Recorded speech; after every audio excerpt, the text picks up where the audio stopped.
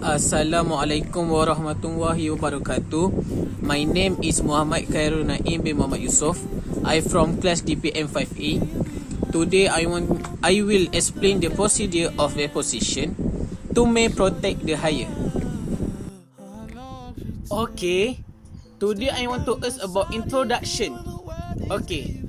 Hire purchase after 1967 here in after referred to as HPA is the most common consumer credit that is used by the Malaysian community, in particular for purpose of sale and purchase of motorcycle and car. The HPA came into force on 11 April 1968. The HPA is under the jurisdiction of the Ministry of Domestic Trade and Consumer Affairs and regulates the business of hire purchase financing, which is normally carried out by credit companies licensed under the Money Lenders Acta 1951 or being granted exemption and finance company license under the Banking and Financial Institution Acta 1989 BAFIA. The HPA lays down the meaning of hire purchase, the formation and nature of hire purchase agreement, right and obligation of parties in the hire purchase agreement at different stage. Important terms in the hire purchase agreement and process and procedure for repossession. This chapter will look into the law governing the hire purchase, and it will include the discussion on the recent amendments that were made to the HPA in 2010. The amendments came into force on 15 June 2011. Okay, before I explain the procedure of repossession, firstly, I think I want to ask about what is repossession meaning. Okay, repossession meaning is when an auto lender takes possession of your vehicle, sometimes without warning you in advance or having permission from the court. Vehicle repossession laws vary by state. Your vehicle purchase contract should include details about how and when your auto lender can repossess your vehicle. Okay. Some states have laws that require lenders to notify you before they repossess your vehicle, including alerting you to payment that have been missed and allowing you time to make up payment that you're owes. Next, I want to talk two types of repossession. There are two major types of repossession, is voluntary and involuntary. Okay. Firstly, voluntary repossession is when you give your car back to the lender, usually because you can no longer afford to make the monthly payment.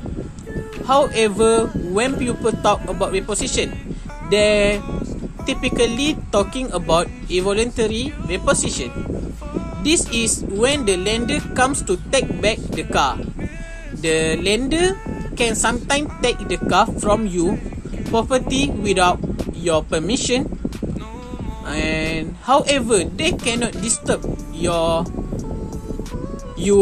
or your neighbors in the process. In some states, they are prevented from reaching the peace, which includes, okay, What are the legal steps for repossession of car in Malaysia? Step 2 repossession of car in Malaysia. Okay. Step 1, pre-repossession notice. Pre-repossession notice for schedule will be served on you personally, delivered or sent by register mail to your last known address and your guarantor.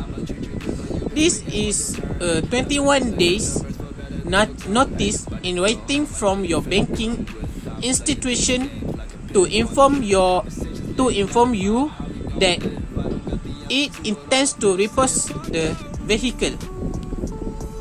This will be followed by a second notice 14 days after the fourth schedule notice. Okay, next, step 2, repossession of your vehicle. You put the expired of 21 days state in the fourth schedule notice. Repossession is allowed if you fail to pay the outstanding arrears. And step 3, next, post repossession notice. You put repossession of the motor vehicle. Your banking institution will send a notice in writing informing you that it has taken possession of the vehicle. This will be followed by a fifth schedule notice to you and your guarantor within 21 days after the repossession has taken place. Step 4, notice on disposal of motor vehicle.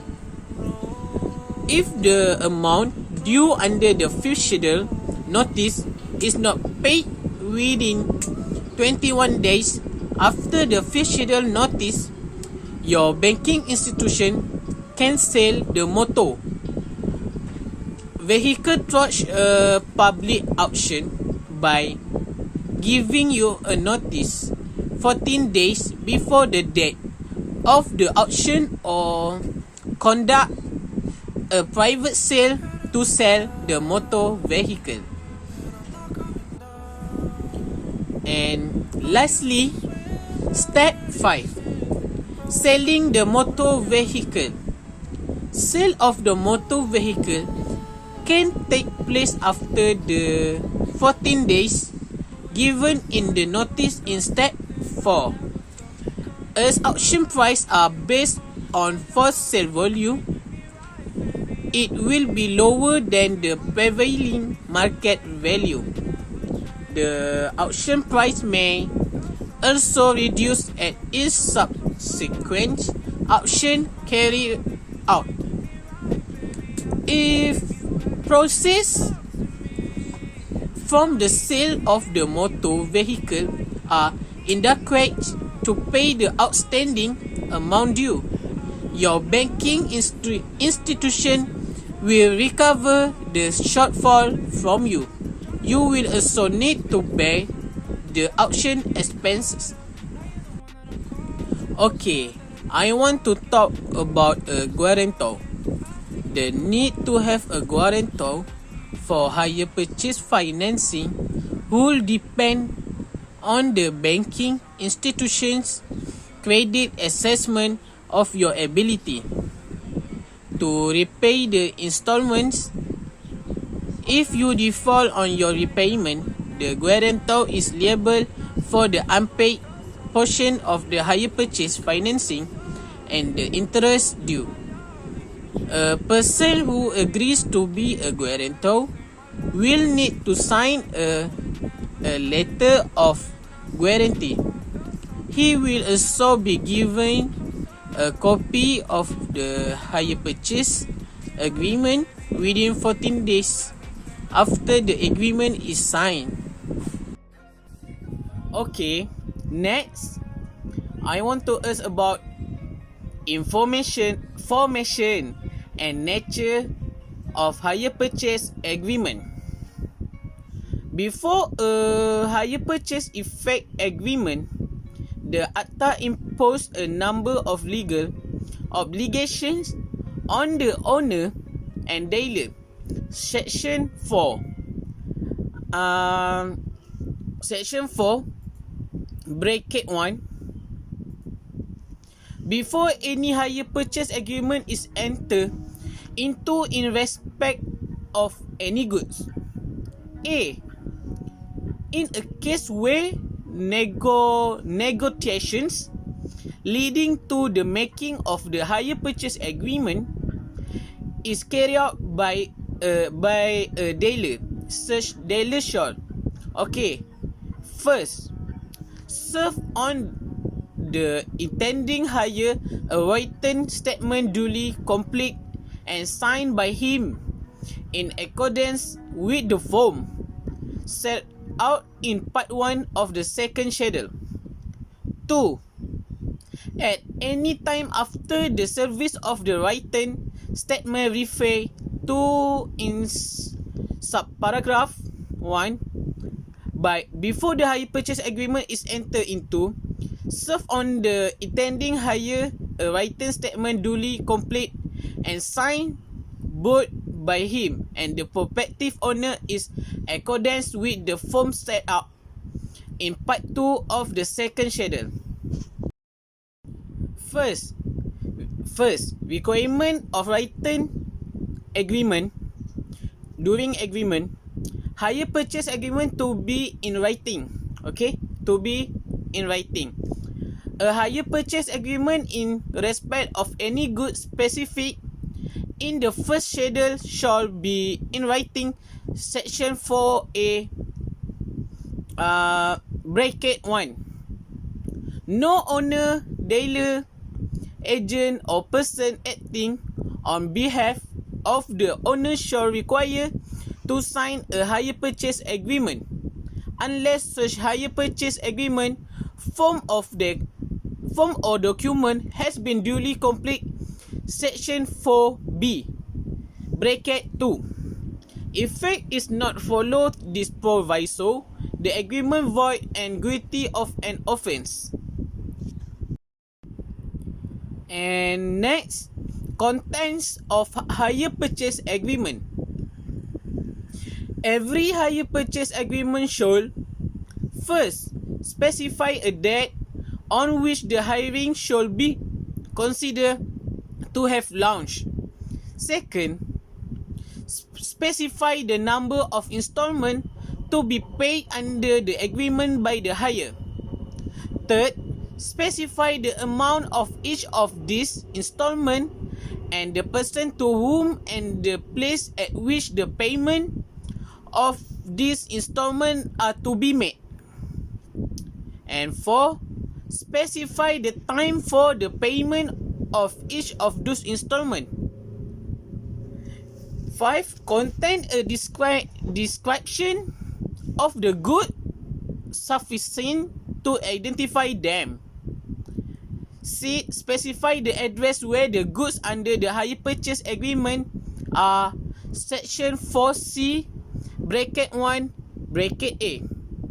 Where any part of the consideration is to be provided otherwise that in cash shall contain a description of that part of the consideration.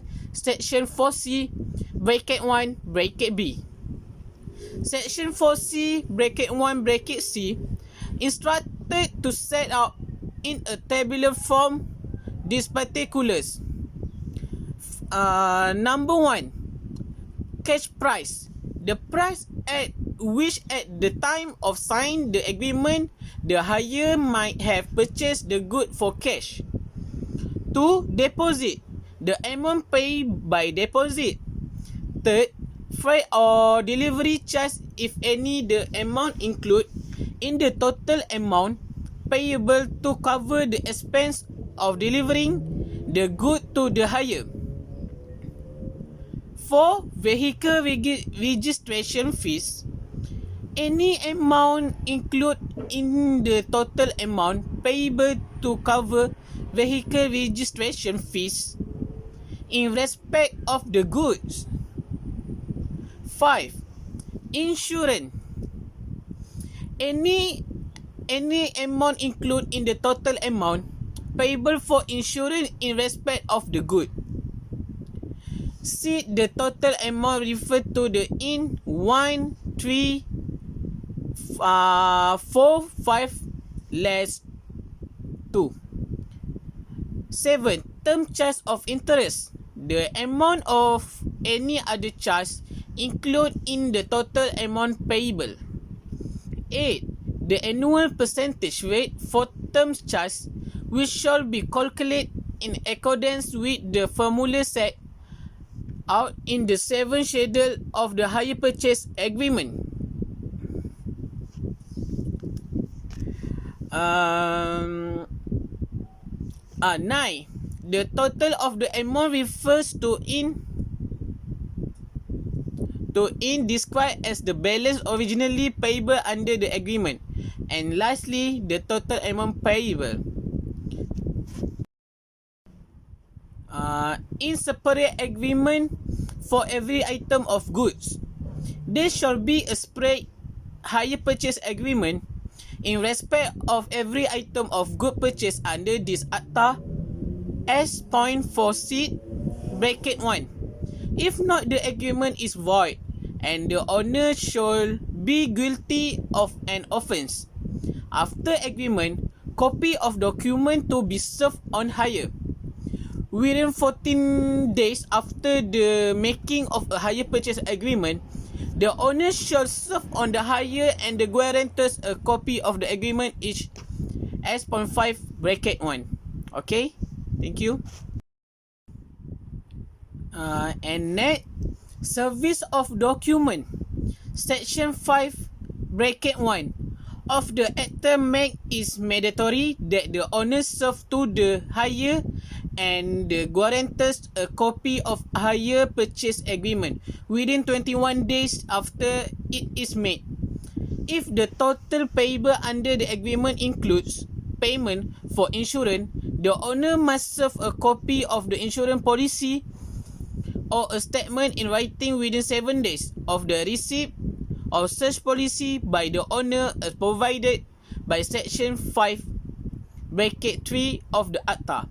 Section 5 bracket 4 of the Acta provides that any person who contravenes this section shall be guilty of an offence. Repossession of procedure. The Hire Purchase Acta 1967 lays down various restrictions on the power of the owner as a means of protecting the hire. It could be a good that the Acta was intended to overcome the problem posed by the strict application of common law. The relevant provision of the state Acta are section 60 to 19. In support of this provision, reference must also be made to the hire purchase recovery of possession and maintenance of record by owner.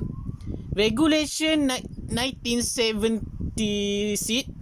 The restriction imposed on the owner can be neatly explained in two situations before and after repossession take place. Okay. Before repossession, section 16 bracket 1 requires the owner to supply the hire with a notice of repossession. In other words, notice of repossession must be given to the hire when goods are to be repossessed. Before the owner exercises his right to repossess the goods, the owner must first assure that the balance of the loan to be paid by the hire must be more than 1/3 of the purchase price of the goods hired. By fulfilling this requirement, only then the owner will have complied with the installment, with the requirement that the hire has deferred to successive installment. Under section 16 bracket 1, the owner must serve the hire a 21-day notice of intention to repossess. in writing as set out in the fourth schedule. The written notice must be serviced in compliance with Section 43 of the Akta. The owner can retake possession of the goods only after the expiry of the notice period and if the overdue installment are not settled by then. In Pang Brother Motors and Van Berhad versus Lee Seng, where a car was taken by respondent on hire purchase agreement with the appellant, the respondent failed to pay the installment due and the appellant issued a notice under section 16(1). The issue was whether the notice was in fact served. The court held that section 16 clearly specifies that the period before which the seizure can take place shall be not less than 21 days after the service of notice. However, the date specified in the notice was 2 days short of the statutory minimum requirement, and the notice was therefore bad in law even if served, and its effect was therefore null and void. Where the court allowed the plaintiff appeal and observe that section 16(1) of the Akta only requires that before repossession, the notice to be served on the hire must be in writing in the form set out in the fourth schedule, and that the period fixed by the notice has expired, which shall not be less than 21 days after the service of the notice. Section 16(1) does not specify any time limit within which an owner must repose after service of section 16(1) notice. So long as the provision of section 16(1) of the Akta have been complied with, the owner can repose the good and the relevant notice does not case to be effective, mainly because the owner did not actually repose until 2 years after service of the said notice, so long as the arrears of installment including arrears of interest due on overdue installment remain payable and unpaid. Section 16(1)(a) provide that if the payment of installment met amount to more than 1/3 of the total cash price of the good comprised in a hire purchase agreement, and there had been 2 successive default of payment by the hire, the owner shall not exercise any power of taking possession of the goods comprised in the hire purchase agreement arising out of any breach of the agreement relating to the payment of installment unless he had obtained an order of the court to that effect. Hence, section 16(1)(a) requires an order of the court to be obtained by the owner before repossessing the hired good if the balance of the loan is less than 1/3 of the purchase price of the goods. This section governs a situation where the hire is the case, although section 16(1)(a) is silent regarding the applicability of the procedure for repossession as laid down in section 16(1). Such provision is applicable in the circumstance and provided in section 16(1)(a), except when the notice for the breach is being effected under the fourth schedule. It must be stated that the nominee of the decrease shall be the receiver of the notice.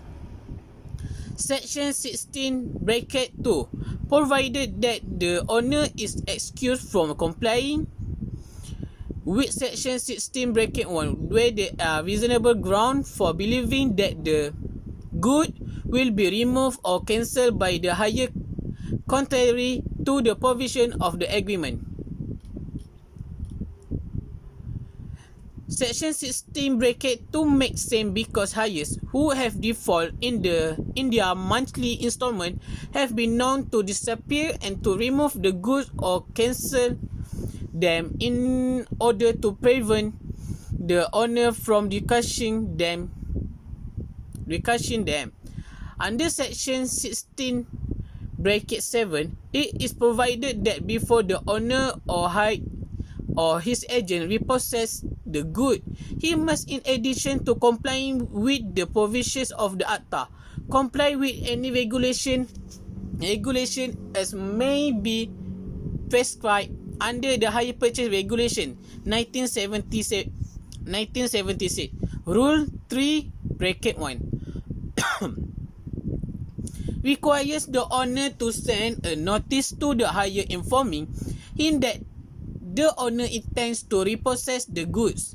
A copy of this notice must be sent of the controller of hire purchase. This notice is in addition to the notice contained in the fourth schedule. Okay, section 16. Okay, section 16.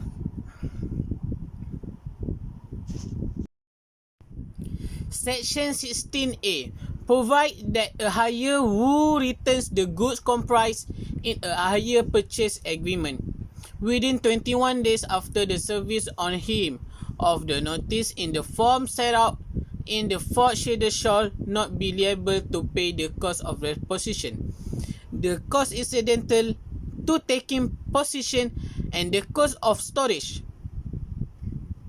However, it is important to note that upon service of the notice under the fourth schedule and after 21 days had lapsed from the service of the notice, the owner may take possession of the good. Okay. Next, after repossession, within 21 days after repossessing the good, the owner is required under section 16 bracket 3 to serve on the hire and every guarantor of the hire a notice in the form set out in the fifth schedule. Section 16 bracket 3 is mandatory, and if the owner fails to comply with this section, the right of the owner under the hire purchase agreement will cease and or terminate. This is clearly spelled under section 16 bracket 6 of the Akta. Therefore, it is important for the owner to serve a notice in the form set out in the fifth schedule on the hire and every guarantor of the hire within 21 days after the owner has taken possession of the goods. The owner is also required under section 16 bracket 4 to deliver to the hire a document acknowledging receipt of the goods. The document must set out a short description of the goods, the date, time and place where the goods were repossessed. This is by virtue of section 16 bracket 5.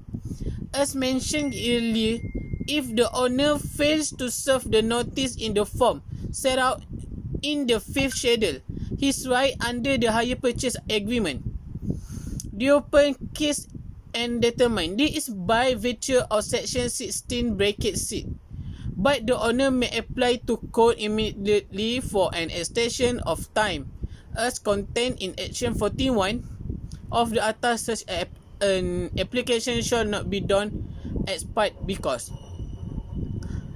under section 17 bracket 1, it is provided that where the owner has taken possession of the goods under section 16, he must not, without the hire consent, sell or dispose of them or part with possession thereof until the expiration of 21 days after the date of the service of the notice set out in the fifth schedule under section 17 bracket 2. Thank you for watching my video. I hope you all understand my presentation.